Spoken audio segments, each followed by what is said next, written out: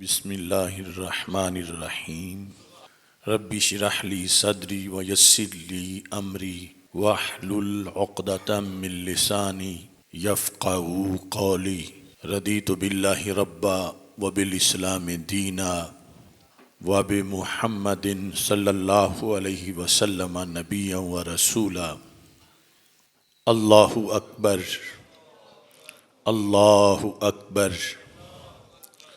اللہ اکبر لبیک لبیک لبیک یا رسول اللہ صلی اللہ علیہ وسلم الحمد للہ رب العالمین والصلاة والسلام علی خاتم النبیین سید الرسل و خاتم المعصومین وعلی آلہ واصحابہ اجمعین اما بعد فاعوذ باللہ من الشیطان الرجیم بسم اللہ الرحمن الرحیم والذی جاء بالصدق وصدق به اولئک هم المتقون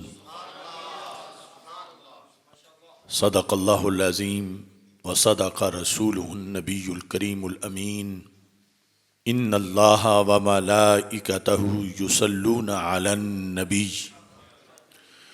یا ایہا الذین آمنوا صلوا علیہ وسلموا تسلیما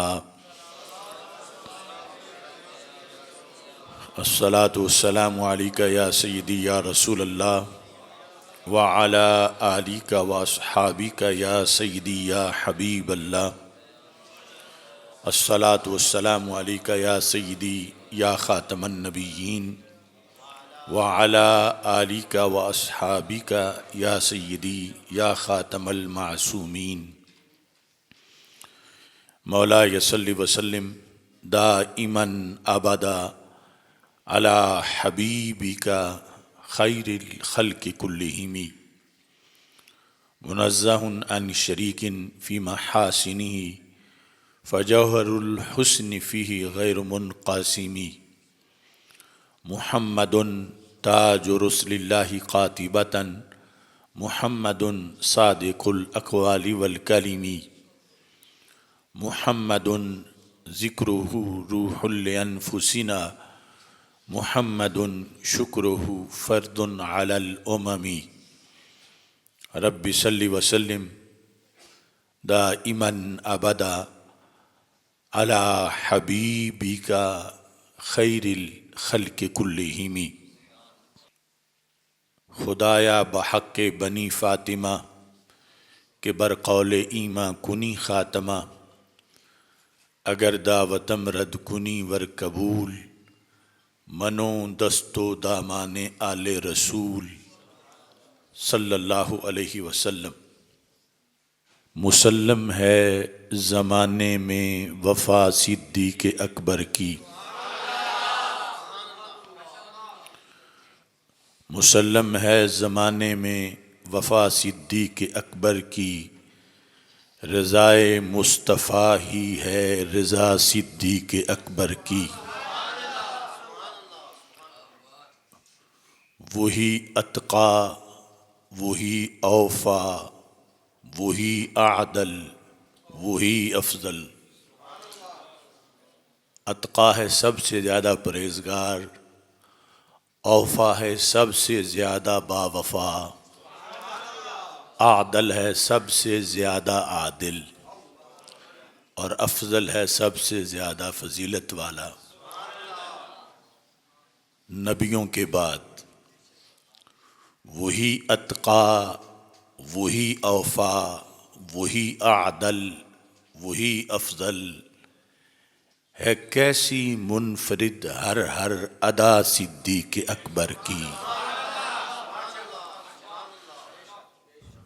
لٹایا جس نے مال و جان کو راہ نبوت میں لٹایا جس نے مال و جان کو راہ نبوت میں نبی پر ہر قرابت تھی فدا صدیق اکبر کی دیا کس کو مصلی مصطفیٰ نے بھی خدا نے بھی، دیا کس کو مصلی مصطفیٰ نے بھی خدا نے بھی، نظر آئی یہ عظمت بارہا صدیق اکبر کی۔ مقام افضل امت کو باہم تولنے والو، علی مولا سے پوچھو اقتدا صدیق اکبر کی۔ نہیں مجھ کو تعجب رافضی کی بے حیائی پر، نہیں مجھ کو تعجب رافضی کی بے حیائی پر، فقط مومن کو ہوتی ہے حیا صدیق اکبر کی۔ وہ چمکا اس زمانے میں ولایت کی بلندی پر، وہ چمکا اس زمانے میں ولایت کی بلندی پر، پڑی ایک بار بھی جس پہ نگاہ صدیق اکبر کی۔ اے آصف یہ نگاہ مصطفیٰ ہی کی تجلی ہے، اے آصف یہ نگاہ مصطفیٰ صلی اللہ علیہ وسلم، یہ آصف یہ نگاہ مصطفیٰ ہی کی تجلی ہے، ملی سادات سے مجھ کو عطا صدیق اکبر کی۔ اللہ تبارک و تعالی جل جلالہ وعم نوالہ واتم برہانہ وعظم شانہ وجل ذکرہ وعز اسمہ کی حمد و ثنا، اور حضور سرور کائنات مفخر موجودات زینت بزم کائنات دستگیر جہاں غم گسار زماں سید سروراں حامی بے کساں قائد المرسلین خاتم النبیین والمعصومین احمد مجتبی جناب محمد مصطفیٰ صلی اللہ علیہ وعلی آلہ واصحابہ وبارک وسلم کے دربار گہر بار میں ہدیہ درود و سلام عرض کرنے کے بعد، السلام علیکم ورحمۃ اللہ وبرکاتہ۔ رب ذوالجلال کے فضل اور توفیق سے مرکز صراط مستقیم گوجرانوالا جامع مسجد رضائے مجتبیٰ میں جمعۃ المبارک کے موقع پر آج ہماری گفتگو کا موضوع ہے حضرت سیدنا صدیق اکبر رضی اللہ تعالی عنہ مزاج شناس نبوت۔ میری دعا ہے خالق کائنات جل جلالہ ہم سب کی اس حاضری کو اپنے دربار میں قبول فرمائے۔ امت مصطفیٰ صلی اللہ علیہ وسلم میں قطعی طور پر اہل سنت و جماعت کا، امت مسلمہ کا یہ عقیدہ ہے کہ رسول اکرم نور مجسم شفیع معظم صلی اللہ علیہ وسلم اور دیگر انبیاء کرام علیہم السلام کے بعد تمام اولین و آخرین میں پہلا نمبر حضرت سیدنا صدیق اکبر رضی اللہ تعالی عنہ کا ہے، اور آپ کی رفاقت رسول اکرم نور مجسم شفیع معظم صلی اللہ علیہ وسلم سے بڑی طویل ہے۔ نبی اکرم صلی اللہ علیہ وسلم کے اعلان نبوت سے پہلے بھی اور اعلان نبوت کے بعد بھی، اور پھر رسول اکرم صلی اللہ علیہ وسلم کے بعد وصال کے بعد اس امت کو سنبھالنے کے لحاظ سے آپ کا جو کردار ہے، حضرت پیر سید میر علی شاہ صاحب رحمۃ اللہ علیہ تصفیہ میں لکھتے ہیں کہ مرتدین کے خلاف جہاد میں حضرت صدیق اکبر رضی اللہ تعالی عنہ اگرچہ نبی تو نہیں تھے لیکن مرتدین کے خلاف لڑنے میں آپ نے نبی کا سا کام کیا ہے. یعنی ایک نیا مسئلہ تھا اور وحی آ نہیں رہی تھی، کیونکہ وحی بند ہو چکی تھی سرکار دو عالم صلی اللہ علیہ وسلم کے وصال میں. تو امت کو اس طرح متحد کرنا اور کہ کسی کے دل میں کوئی وسوسہ نہ آئے اور کوئی کمزوری نہ آئے اور امت ڈٹ جائے اور آگے ان سارے فتنوں کا جواب دے کر مزید فتوحات کرے. تو اس بنیاد پر رسول اکرم صلی اللہ علیہ وسلم کی رفاقت سے حضرت صدیق اکبر رضی اللہ تعالی عنہ کے مزاج میں وہ صلاحیتیں رب ذوالجلال نے منتقل کیں کہ جن کی بنیاد پر آپ پہلے نمبر پہ سب سے پہلے اس امت کے نگہبان بنے اور بعد والوں کے لیے آپ نے رستہ معین کیا، جس کی بنیاد پر پھر خلافت اسلامیہ خلافت راشدہ چلی اور آج تک دین اسلام ہم تک پہنچا. نبی اکرم نور مجسم شفیع معظم صلی اللہ علیہ وسلم کے ساتھ مزاج کا ملنا، یعنی برابری تو ہو نہیں سکتی کہ کسی کی مزاج کی رسول اکرم صلی اللہ علیہ وسلم کے مزاج سے برابری ہو، لیکن حضرت صدیق اکبر رضی اللہ تعالی عنہ کے مزاج میں واضح طور پر وہ صفات غیروں نے بھی نوٹ کیں. یعنی اس وقت کے جو بڑے جہاں دیدہ لوگ تھے کہ جو رسول اکرم نور مجسم شفیع معظم صلی اللہ علیہ وسلم کی سیرت کی بڑی بڑی صفتیں تھیں، اگرچہ سرکار کے اندر ان صفات کا درجہ بہت اونچا تھا، لیکن وہ صفات حضرت صدیق اکبر رضی اللہ تعالی عنہ کی شخصیت کے تعارف میں بھی سر فہرست بیان کی جاتی تھی. اس سلسلہ میں بخاری شریف میں مثلاً پہلی جلد میں جہاں وحی کے نزول کا تذکرہ ہے کہ رسول اکرم صلی اللہ علیہ وسلم پر جب پہلی وحی نازل ہوئی اور اس کے بعد آپ گھر تشریف لائے اور حضرت خدیجہ رضی اللہ تعالی عنہا سے کہا زملونی زملونی، تو یہ بخاری شریف کے آغاز میں یعنی حدیث نمبر 3 ہے پہلی جلد میں.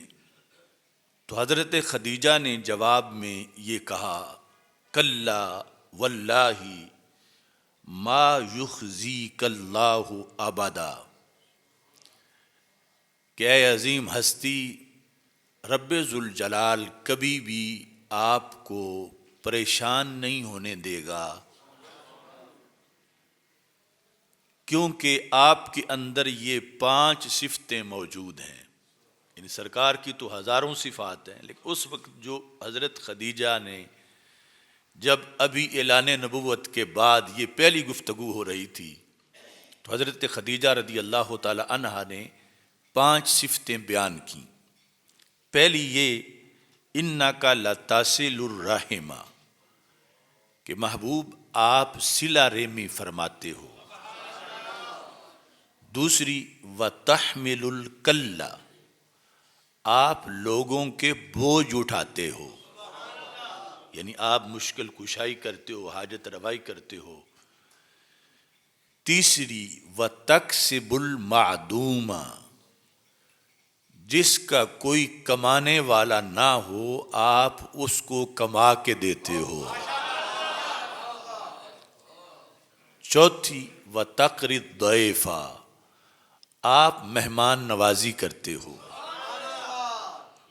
پانچویں وتعین علی نوائب الحق، ہنگامی حالات میں جب کوئی آفت یا بلا اترتی ہے تو ایسی ہنگامی صورتحال میں آپ لوگوں کے مددگار ہوتے ہو. تعینو، یہ وہی ہے اعانت، مدد کرنا، جو ایاک نعبد و ایاک نستعین میں عون سے نستعین بھی مشتق ہے، اور تعینو آپ مدد کرتے ہیں، یعنی آپ مددگار ہیں. علی نوائب الحق، یعنی جو قدرتی آفات جب آتی ہیں تو آپ لوگوں کے مددگار ہوتے ہیں. یہ 5 صفتیں حضرت خدیجہ الکبریٰ رضی اللہ تعالی عنہا نے سرکار دو عالم صلی اللہ علیہ وسلم کی بیان کی ابھی اعلان نبوت کے فوراً بعد. باقی پھر جو قرآن اترتا رہا اور صفات ظاہر ہوتی رہیں، پھر یہاں تک مقام پہنچا کہ تیرے تو وصف عیب تناہی سے ہیں بری، حیراں ہوں میرے شاہ کیا کیا کہوں تجھے.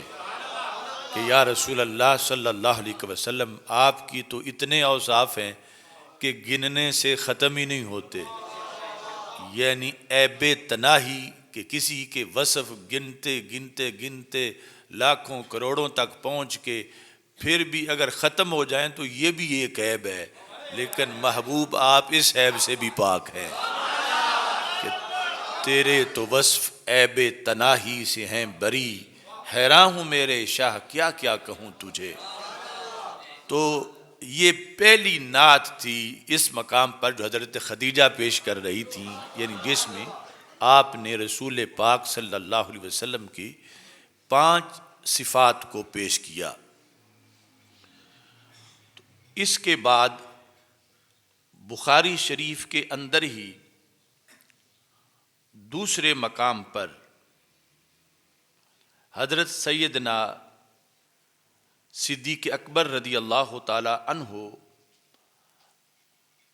آپ کی صفات کو بھی ایک اس زمانے کے بہت بڑے جہاں دیدہ انسان نے جو دنیا دار تھا اور نواب تھا اس نے پیش کیا. وہ بھی بخاری شریف میں جلد نمبر 2 کے اندر موجود ہے. حضرت صدیق اکبر رضی اللہ تعالی عنہ آپ نے رسول اکرم صلی اللہ علیہ وسلم کی اجازت سے مکہ مکرمہ چھوڑنا چاہا کہ یہاں عبادت پر پابندیاں ہیں، میں دنیا میں چل پھر کر زندگی گزار لوں گا لیکن عبادت کھل کے کروں گا. یہ حدیث نمبر ہے 2297 بخاری شریف کی دوسری جلد میں، یہ جو بیروت کی چھپی ہوئی ہیں. تو نبی اکرم نور مجسم شفیع معظم صلی اللہ علیہ وسلم نے اجازت دے دی. تو حضرت صدیق اکبر رضی اللہ تعالی عنہ ہجرت کر کے مکہ مکرمہ سے نکلے. جب چلتے چلتے چلتے آپ برکے غیماد تک پہنچے. اس جگہ کے 2 تعارف ہیں، ایک تو یعنی ترکی والی سائیڈ میں ایک جگہ ہے، دوسری یمن میں ایک جگہ ہے. یمن والی اس حدیث میں زیادہ راجح ہے کہ وہاں جب پہنچے تو لاقیہ ابن الداغنہ، تو ابن داغنہ کی آپ سے ملاقات ہوئی. اور ابن داغنہ کون تھا؟ حدیث میں وَهُوَ سَيِّدُ الْقَارَى،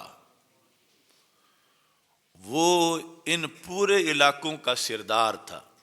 جس طرح ہمارے بر صغیر کو شبہ القارۃ الہندیہ کہتے ہیں، تو وہاں لفظ صرف قارہ ہے کہ یہ جو علاقے تھے سمندر کے علاوہ مختلف ممالک، ان کا وہ سردار تھا.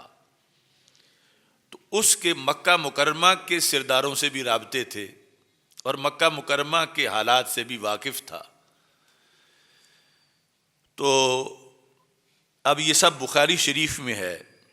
جب حضرت صدیق اکبر رضی اللہ تعالی عنہ کو اس نے دیکھا تو اس نے کہا اینا ترید یا ابا بکر، ابو بکر آپ کہاں جا رہے ہیں؟ یعنی نام سے بھی واقف تھا. یعنی یہ ایک علیحدہ موضوع ہے کہ اسلام لانے والوں میں جتنے فوائد حضرت ابوبکر صدیق کے اسلام لانے سے اسلام کو پہنچے اتنے اور کسی سے نہیں پہنچے. یعنی کوئی یا تو بچہ تھا یا پھر گھر بیٹھنے والی خاتون تھی جو پوری یعنی اس وقت اتنی مقبولیت رکھتا ہو، باہر دور دور تک دنیا جانتی ہو، اور پھر اس کو دانا بھی مانتے ہوں، سمجھدار بھی مانتے ہوں اور بڑا بھی مانتے ہوں، اور وہ کلمہ پڑھ جائے. یہ وجہ تھی کہ عشرہ مبشرہ میں سے 5 بندے حضرت صدیق اکبر نے کلمہ پڑھا کے سرکار کی خدمت میں پیش کیے. یعنی جو خود بڑے بڑے لیڈر تھے، یعنی وہ حضرت صدیق اکبر کے ہاتھ پہ وہ متاثر ہو گئے اسلام پر، اور پھر وہ سرکار کی خدمت میں پیش ہوئے. اچھا جی، تو یہ جو ابن دغنہ تھا مکہ مکرمہ سے اتنا دور، حضرت ابو بکر صدیق کا نام لے کر آپ کو اس نے کہا اینا تریدو، کہاں جا رہے ہو؟ فقال ابو بکر، تو حضرت ابو بکر صدیق رضی اللہ تعالی عنہ نے کہا اخرجنی قومی، مجھے میری قوم نے مکہ مکرمہ سے نکلنے پر مجبور کر دیا ہے. یعنی ہم نماز پڑھ رہے ہوتے ہیں، وہ آ کے دھکے دینا شروع کر دیتے ہیں، مختلف حملے کرتے ہیں. اللہ کی عبادت کرنا بڑا مشکل ہے. اخرجنی قومی فانا اريد ان اسیح فی الارض، میں نے یہ ارادہ کر لیا ہے کہ کہیں بھی ڈیرا پکا نہیں لگاؤں گا، ساری زمین میں پھرتا رہوں گا. اور فاعبد ربی، پھرنے کا مطلب میرا سیر کرنا نہیں، میں اپنے رب کی کھل کے عبادت کروں گا. روٹی ملے یا نہ ملے، بستر ملے یا نہ ملے، میں دنیا میں مختلف علاقوں میں چلتا پھرتا رہوں گا، اور جہاں بھی رہوں گا رب کی عبادت کھل کے کروں گا. جہاں کوئی رکاوٹ آئے گی میں اگلی جگہ چلا جاؤں گا. تو اس واسطے میں نے مکہ مکرمہ چھوڑ دیا ہے کہ مجھے وہاں کے قریش نے نکلنے پر مجبور کر دیا ہے. تو ابن دغنہ نے کہا بڑا افسوس ہے، یہ تو بڑا المیہ ہے، ان مثلا کا لا یخرجو، ابو بکر تیرے جیسا بندہ کسی آبادی سے نہیں نکلتا. یہ اس آبادی کی بڑی بدقسمتی ہوگی. ولا یخرجو، اور نہ ہی اسے نکالا جاتا ہے. یعنی جو حالات آپ کے لیے انہوں نے پیدا کیے اس پر بھی بڑا افسوس ہے مجھے کہ آپ جیسا بندہ جس کے اندر آگے وہ قابلیت اور صفات بیان کریں گے، آپ جیسا قیمتی بندہ اس کو اپنے شہر سے کوئی نہیں نکالتا. لا یخرجو. اور پھر مجھے آپ پر بھی تعجب ہے کہ آپ نکل آئے ہیں، آپ جیسا بندہ اپنی آبادی کو محروم کر کے نہیں نکلتا. تو حضرت صدیق اکبر رضی اللہ تعالی عنہ کو پیشکش کی ابن دغنہ نے کہ میں یہ جو قریش مکہ ہیں وہ میرے دوست ہیں، ان سے میں بات کرتا ہوں جا کے کہ وہ آپ کو نہ چھیڑیں، آپ اپنے رب کی عبادت کریں، میں مذاکرات کرتا ہوں، میں آپ کو پناہ دلواتا ہوں وہاں پہ.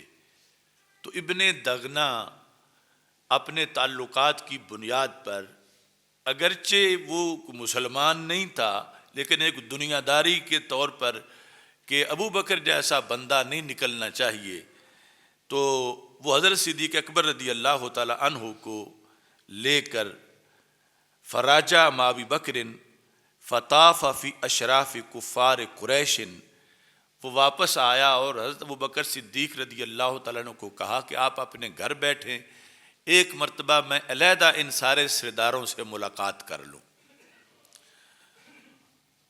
تو ابھی یعنی وہ جو بعد میں بدر میں مرے جا کر، یا وہ ابھی سارے زندہ تھے، چونکہ یہ مکی زندگی تھی اور آغاز تھا. ان سارے سرداروں سے ابن دغنا نے جا کر جو گفتگو کی، اس گفتگو کے الفاظ بھی آپ دیکھیں، اور حضرت خدیجہ رضی اللہ تعالی عنہا نے جو سرکار کی صفتیں بیان کی وہ بھی دیکھیں. یعنی یہ مزاج کتنا قریب قریب تھا. ابن دغنا نے یعنی یمن سے آ کر مکہ مکرمہ میں قریش کے سامنے حضرت صدیق اکبر رضی اللہ تعالی عنہ کے لحاظ سے کیا کہا؟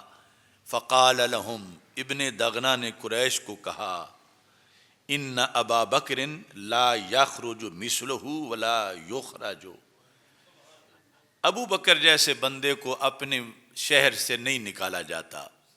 کیوں؟ کہا اتخرجون رجلا، کیا تم ایسے بندے کو نکالتے ہو؟ آگے 5 صفتیں بیان کی.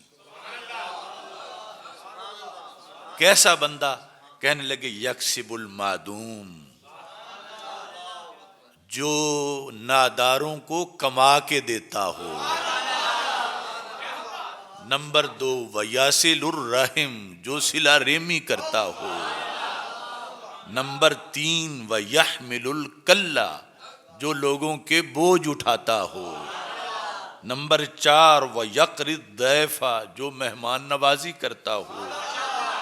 نمبر 5 ویعین علی نوائب الحق، جو قدرتی آفتوں پر لوگوں کی مدد کرتا ہو.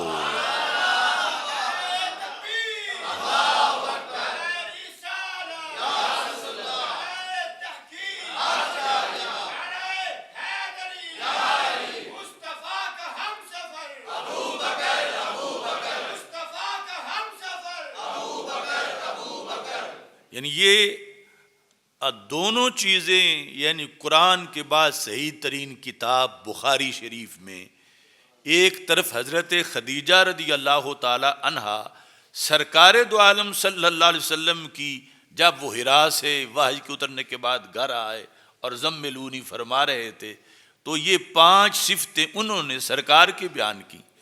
اور ابن دغنا نے یمن سے چل کے قریش کے سامنے آ کر وہی 5 صفتیں حضرت ابو بکر صدیق کی بیان کی.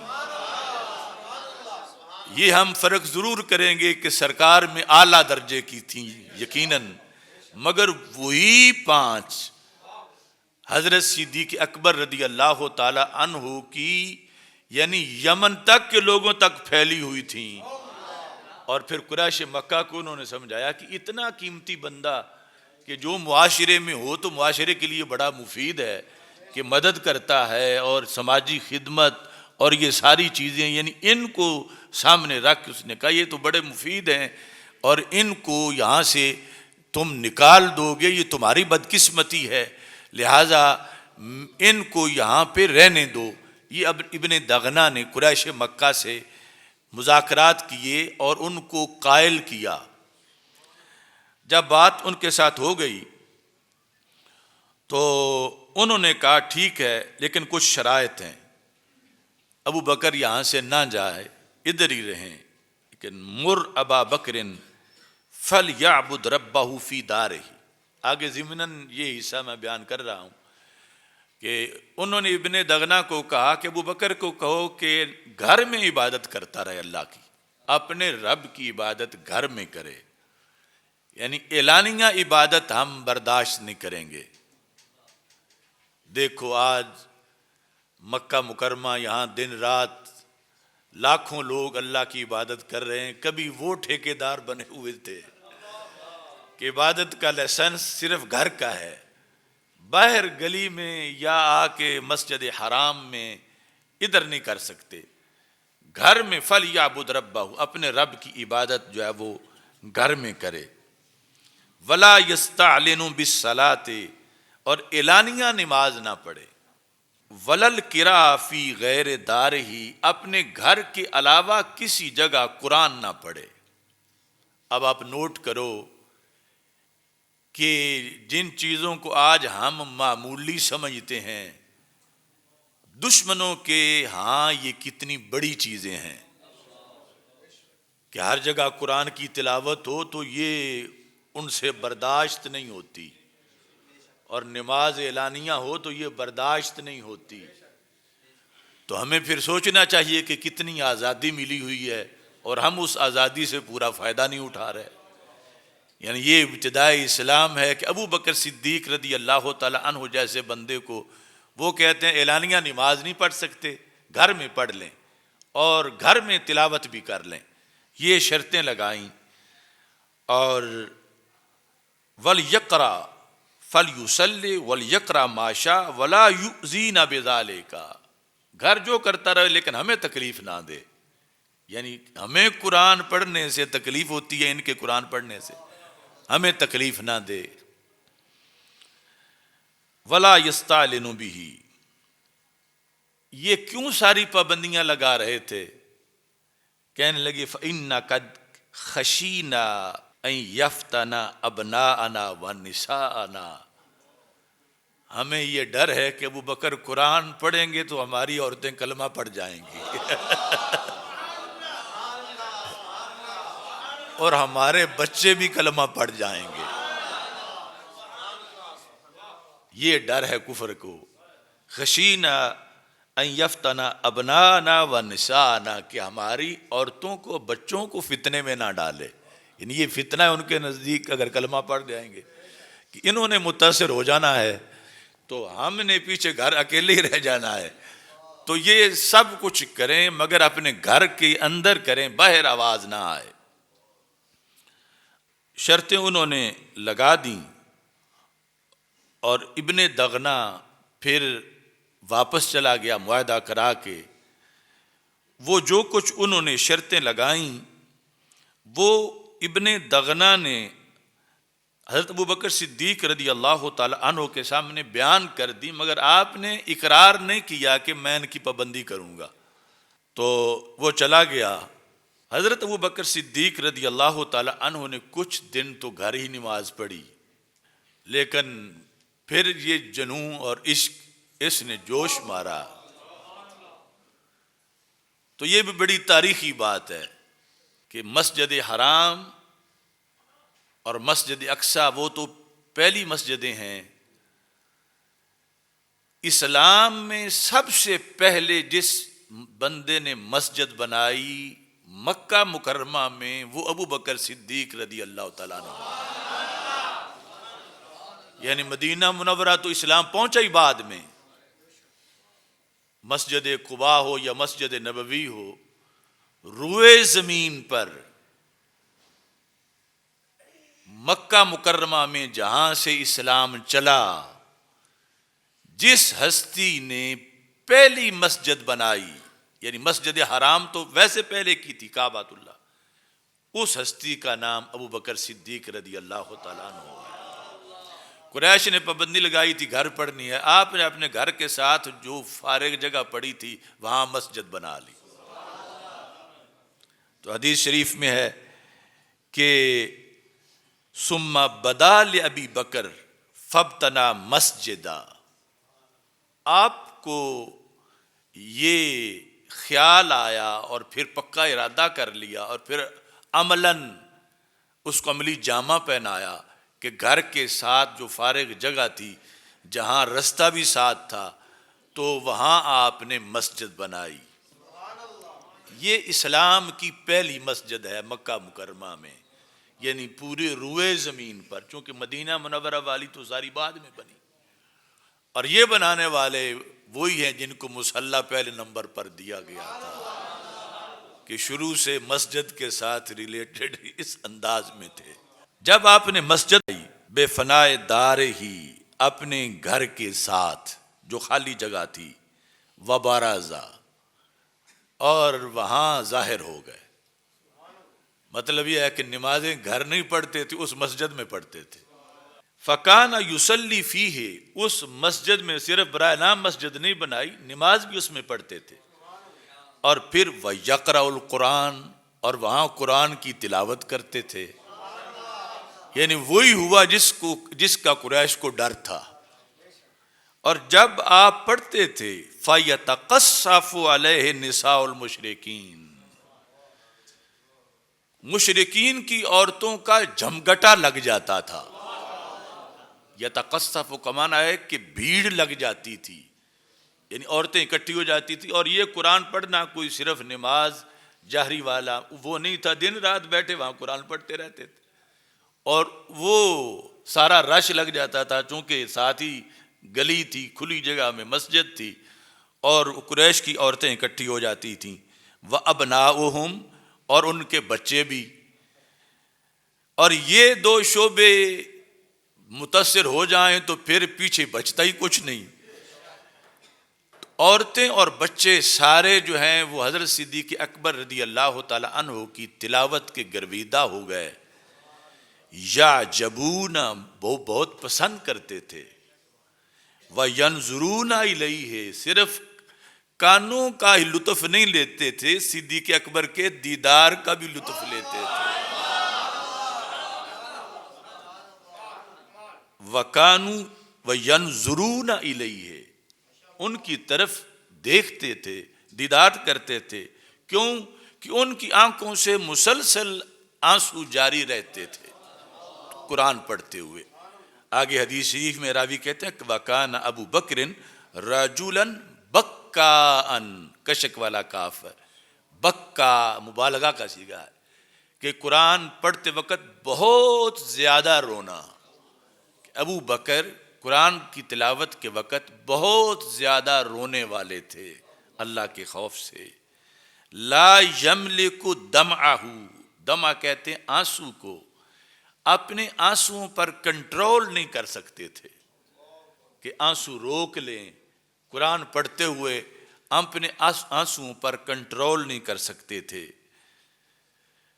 فَأَفْزَعَ ذَلِكَ أَشْرَافَ قُرَيْشٍ مِنَ الْمُشْرِكِينَ، اس صورتحال نے قریش کو گھبراہٹ میں ڈال دیا کہ یہ چند دن مزید یوں قرآن پڑھ گئے تو ہمارے گھر تو خالی ہو جائیں گے، ہمارے گھروں کے اندر اسلام داخل ہو جائے گا. فَأَرْسَلُوا إِلَىٰ ابن دغنہ، انہوں نے ابن دغنہ کو پیغام بھیجا کہ صورتحال خراب ہو گئی ہے، تم واپس آؤ، کہ تم نے جس بندے کو پناہ دلوائی تھی اس نے شرطیں توڑ دی ہیں. وہ گھر نہیں پڑھتا نماز، اس نے تو مسجد بنا لی ہے اور وہاں وہ تلاوت کرتا ہے، اور تلاوت کے وقت ساری عورتیں ہماری وہاں جا کے سنتی ہیں اور اس کا دیدار کرتی ہیں، بچے بھی سنتے ہیں. تو آپ واپس آؤ یا تو عہد توڑ دو، کیونکہ ہم یہ نہیں چاہتے کہ تجھ جیسے بندے کے عہد کی خلاف ورزی ہو. یعنی اگر تمہارے ساتھ ہمارا معاہدہ ہوا ہے اور ہم اس کا لحاظ نہ کریں اور ابو بکر سے لڑیں تو اس میں تمہاری بھی عزتی ہوگی. تو ہم کہتے ہیں تم خود آ کر یا تو ان کو پابند کرو یا پھر خود معاہدہ توڑ جاؤ، تاکہ ہم جس وقت ان سے لڑیں تو تمہاری بھی عزتی نہ ہو. تو ابن دغنہ آیا، اس نے آ کے حضرت صدیق اکبر رضی اللہ تعالی عنہ سے کہا کہ میں نے آپ کو ان شرائط پر یہاں پناہ دلوائی تھی کہ آپ یہاں رہیں اور گھر میں عبادت کریں، تو آپ نے اس کی خلاف ورزی کی ہے. فَإِمَّا أَن تَقْتَصِرَ عَلَى ذَلِكَ وَإِمَّا أَن تَرُدَّ إِلَيَّ ذِمَّتِي، یا تو پھر میری شرطیں مانو یا پھر جو میرا عہد ہے وہ مجھے واپس کر دو، جو میری وجہ سے تمہیں یہاں امن ملا ہوا ہے وہ واپس کر دو، پھر تم جانو، تمہارا کام جانے، میں تمہاری حفاظت کا کوئی ذمہ دار نہیں ہوں. یہ جس وقت اس نے کہا تو آگے ابو بکر صدیق رضی اللہ تعالی عنہ کا اسلام تھا. آپ نے فرمایا اردو الیہ جوارا کا، تو اپنا یہ امن کی گارنٹی اپنی جیب میں ڈال، تو اپنا رستہ اختیار کر، تو اپنے گھر جا. جوار کہتے ہیں پناہ کو. فرما اردی بے جوار اللہ، مجھے اللہ کی پناہ کافی ہے، تو اپنے احسان نہ مجھ پہ ڈال، یہ میں نہیں چھوڑ سکتا. مسجد بنائی ہے، اس میں پڑھوں گا، تو اس طرح یعنی حضرت صدیق اکبر رضی اللہ تعالی عنہ والی اس حدیث کے اندر اصل جو ہمارا موضوع تھا مزاج شناس نبوت، تو وہ 5 صفتیں مشترکہ طور پر یعنی دونوں ذاتوں کے اندر علیحدہ علیحدہ ذرائع سے ان کو محسوس کیا گیا، نوٹ کیا گیا اور بیان کیا گیا، اور یہی وجہ اولیت صدیق اکبر رضی اللہ تعالی عنہ کی ہے۔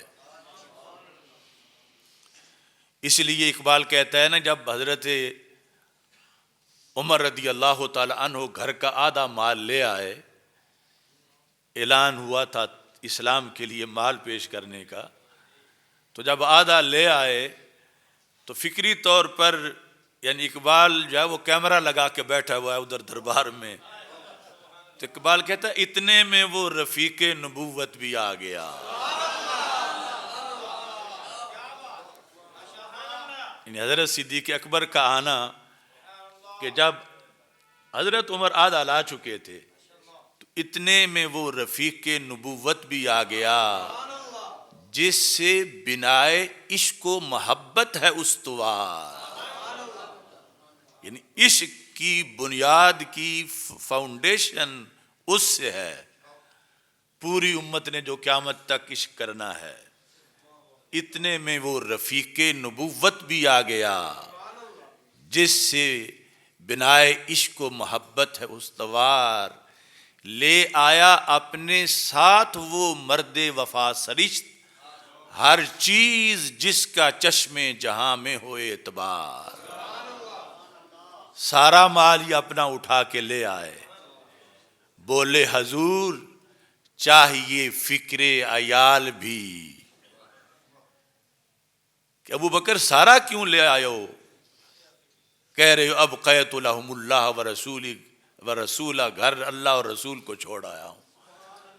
بولے حضور چاہیے فکر عیال بھی، کہنے لگا وہ عشق و محبت کا رازدار، اے تجھ سے دیدائے ماہ و انجم فروغ گیر، اے تیری ذات باعث تکوین روزگار، پروانے کو چراغ ہے بلبل کو پھول بس، صدیق کے لیے ہے خدا کا رسول بس۔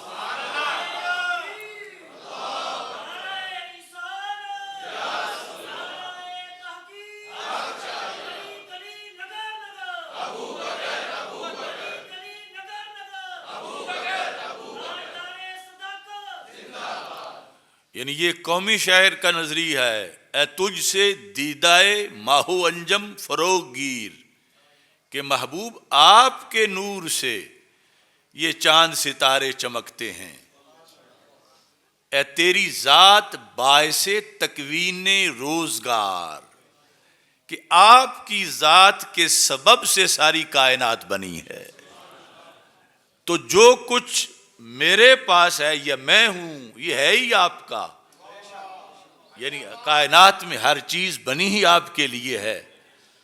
تو یہ لفظ استعمال کرتے ہیں اتنے میں وہ رفیق نبوت بھی آ گیا، یعنی مزاج شناس بھی ہیں اور رفاقت سب سے طویل ان کو میسر ہے۔ اب بخاری شریف سے میں ایک اور مقام پیش کرتا ہوں کہ جس کے اندر اس امر کی مزید وضاحت ہوگی۔ بخاری شریف کی جو ہے وہ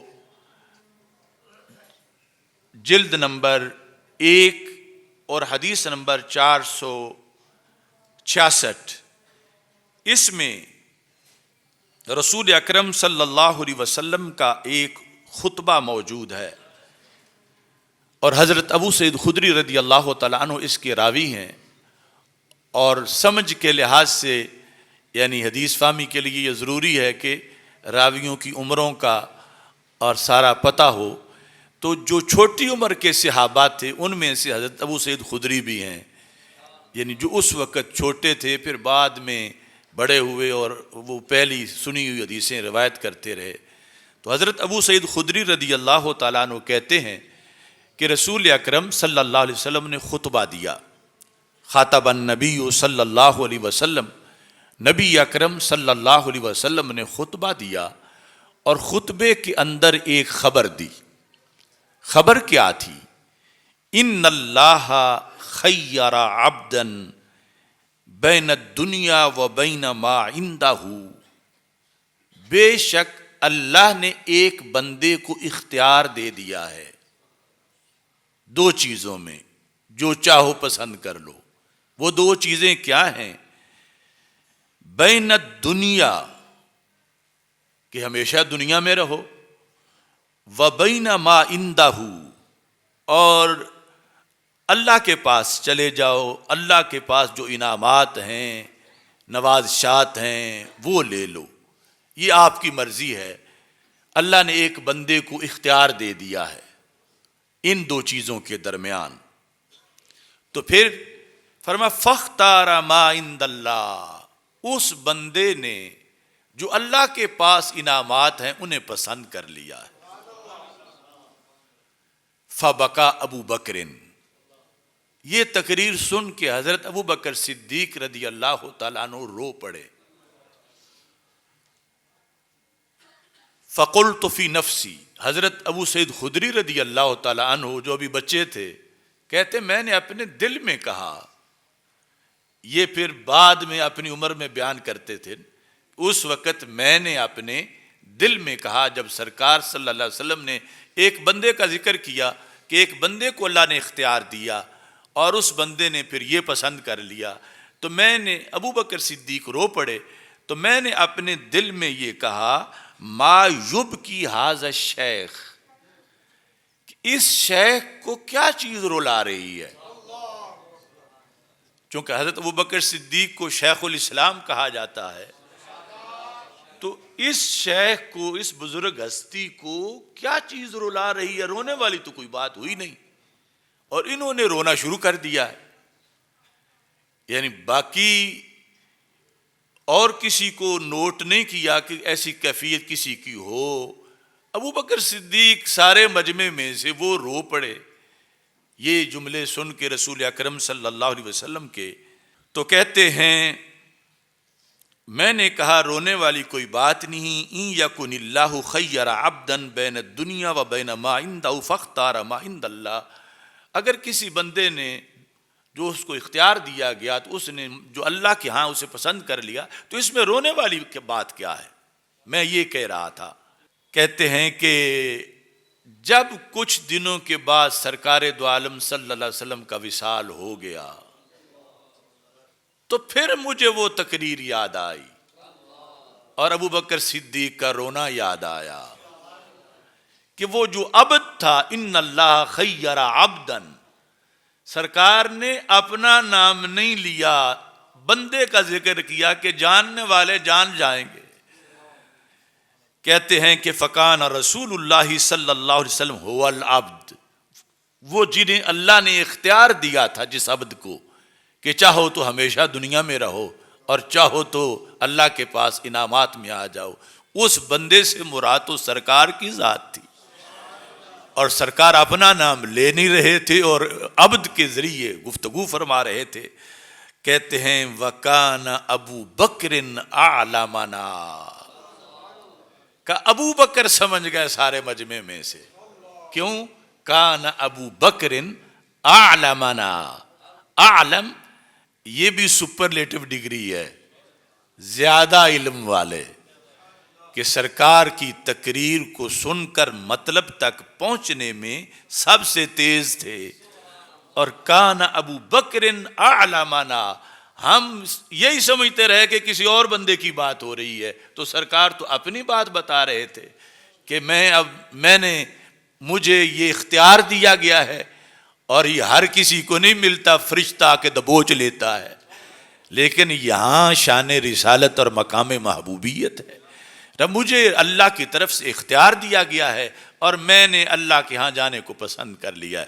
لیکن اس کو متکلم کے صیغے سے نہیں، عبد سے بیان کیا۔ لیکن صدیق اکبر رو پڑے تو حضرت ابو سعید خدری کہتے ہیں یہ ہے مزاج شناس نبوت، کان ابو بکر اعلمنا، ابو بکر صدیق ہم سب میں سے زیادہ علم والے تھے کہ انہوں نے یہ فوراً جان لیا کہ بات سرکار دو عالم صلی اللہ علیہ وسلم کی اور بہت بڑے حادثے کی ہو رہی ہے کہ کیا بنے گا جب سرکار دنیا سے تشریف لے جائیں گے. تو جب آپ روئے تو پھر دلاسا بھی آپ کو ہی سرکار نے دیا. رسول اکرم صلی اللہ علیہ وسلم نے اس وقت ارشاد فرمایا یا ابا بکر لا تبکی، ابو بکر نہ رو. کیوں؟ فرمایا تم نے وفاؤں کا حق ادا کیا. اور اس مقام پر یہ لفظ بولے رسول اکرم صلی اللہ علیہ وسلم نے، فرمایا ان امن الناس، پھر سپرلیٹو ڈگری ہے. امن اس میں تفضیل ایک ہے، مننا یمنو احسان کرنا، امن ہے بہت زیادہ احسان کرنے والا. فرمایا ان امن الناس علیہ، انسانوں میں سے مراد صحابہ میں سے، جو کہ دشمن تو ویسے دشمن جنہوں نے کلمہ پڑھ لیا، ان میں سے جس نے سب سے زیادہ مجھ پر احسانات کیے، فی صحبت ہی و مال ہی، مال کے ذریعے سے اور اپنی جان ہتھیلی پہ رکھ کے ساتھ دے کر. یعنی کوئی تو مال دیتا ہے، باہر نکلنا مشکل ہے کہ جان جاتی ہے. فرمایا جس نے جان کی پرواہ بھی نہیں کی اور مال کی پرواہ بھی نہیں کی، اور جسے میں خود کہہ رہا ہوں امن الناس علیہ، کہ جس نے سب سے زیادہ مجھ پر احسان کیے، وہ ابو بکر. ابو بکر رونے کی بات نہیں، تم نے بہت کما لیا ہے. وفاؤں کے سفر کے اندر آج تمہاری یہ ڈگری ہے اور تمہارا یہ وصف ہے، تمہارا یہ عہدہ ہے کہ تمہارے مال اور تمہارے نفس یعنی ذات کے لحاظ سے جو مجھ پر احسانات ہوئے. حالانکہ حضرت ابو بکر تو سمجھتے ہیں کہ میں نے تو خدمت کی، غلامی کا حق ادا کیا، کہ شکر ہے کہ سرکار نے قبول کر لیا. لیکن یہ سرکار کی اپنی زبان ہے کہ سرکار اس کو احسان کے ساتھ ذکر کر رہے ہیں کہ جس نے مجھ پر سب سے زیادہ احسانات کیا اپنے مال کے لحاظ سے اور اپنی جان کے لحاظ سے، وہ ابو بکر صدیق رضی اللہ تعالی عنہ ہیں. ابو بکر نہ رو، وَلَوْ كُنْتُ مُتَّخِذًا خَلِيلًا مِّنْ أُمَّتِي لَاتَّخَذْتُ أَبَا بَكْرٍ، اگر میں امت میں سے کسی کو اپنا خلیل بناتا تو ابو بکر میں آپ کو ہی بناتا. لیکن رب میرا خلیل ہے، انسانوں میں سے میں نے بنایا کوئی نہیں. اگر بناتا تو پھر میں ابو بکر آپ کو ہی بناتا. اس موقع پر یہ اعلان کیا تھا، فرمایا لا یبقین فی المسجد باب الا سد، مسجد نبوی شریف میں جن جن کے دروازے کھلتے ہیں آج کے بعد سب بند کر دیے جائیں، الا باب ابی بکر، ابو بکر صدیق کا دروازہ کھلا رہے. یہ بخاری شریف ہے، وہ جہاں پر مسجد نبوی میں خوخائے صدیق اکبر لکھا ہوا ہے. یعنی باقی سب کے پہلے ساتھ ساتھ گھر تھے تو دروازہ گھر سے ہی مسجد میں آنے کے لیے کھلتا تھا. فرمایا باقی سب بند کر دیے جائیں، ان کا کھلا رہے. اور یہ بھی اشارہ تھا کہ میرے بعد جماعتیں انہوں نے کرانی ہیں اور خلافت ان کی ہے. تو اس بنیاد پر یہ یعنی موضوع کا تھوڑا سا حصہ میں نے آپ کے سامنے بیان کیا کہ کس طرح حضرت صدیق اکبر رضی اللہ تعالی عنہ مزاج شناس نبوت تھے اور کس انداز میں انہوں نے یعنی جب بڑی بڑی باتیں، اہم فیصلے حضرت عمر رضی اللہ تعالی عنہ جیسے بندے کو بھی سمجھ نہیں آتے تھے اور آگے جو شوق عبادت تھا اس کی وجہ سے یہ کسی طرح اڑ جاتے تھے، نہیں ایسے کرنا چاہیے، کیوں نہیں ہم کر رہے. وہاں جو جواب رسول اکرم صلی اللہ علیہ وسلم سے ملتا تھا، دوسری جگہ بیٹھے وہ بکر سے جا کے پوچھتے تھے تو وہی جواب ان سے بھی ملتا تھا. حالانکہ آپس میں ان دونوں ہستیوں کی ملاقات نہیں ہوئی، سرکار صلی اللہ علیہ وسلم کی اور صدیق اکبر رضی اللہ تعالیٰ عنہ کی۔ یہ حدیبیہ کے موقع پر بھی ایسے ہی ہوا کہ جو جواب رسول اکرم صلی اللہ علیہ وسلم نے واپس جانے کا دیا، وہی جواب حضرت صدیق اکبر رضی اللہ تعالیٰ عنہ نے دیا۔ تو یہ یعنی اولیت بلا وجہ نہیں تھی، یہ قرب خاص تھا، ان خاص صلاحیتوں کی بنیاد پر۔ رب ذوالجلال ہم سب کو ان کے نقش قدم پر چلنے کی توفیق عطا فرمائے۔ آج اس مسجد رضا مجتبیٰ میں مجھے جمعہ پڑھاتے ہوئے 30 سال مکمل ہو گئے۔ اللہ تعالیٰ یہ 30 سال کے خطبے قبول فرمائے۔ وآخر دعوانا ان الحمد للہ رب العالمین۔